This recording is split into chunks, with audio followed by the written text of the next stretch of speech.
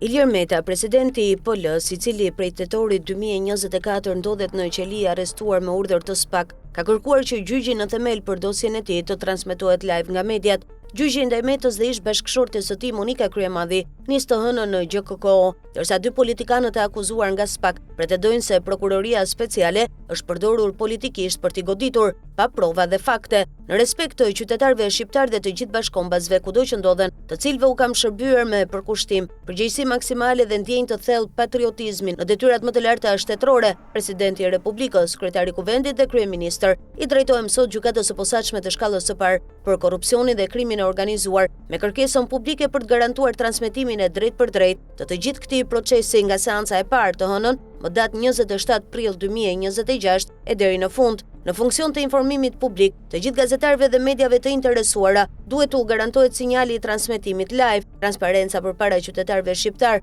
dhe llogaridhënia është detyrim për çdo institucion dhe çdo funksionar publik, shkruan Meta. Kërkesa për transmetimin e seancave gjyqësore live është bërë edhe nga kryebashkiaku i Tiranës Erion Veliaj apo edhe nga Jamar Maltezi dhe ëndri ish kryeministri Sali Berisha. Deri më tani GKK ka refuzuar kërkesat e bëra nga Maltezi dhe duket se të njëjtin qëndrim do të mbajë edhe në raport me gjyqin e Metës apo të Veliajt.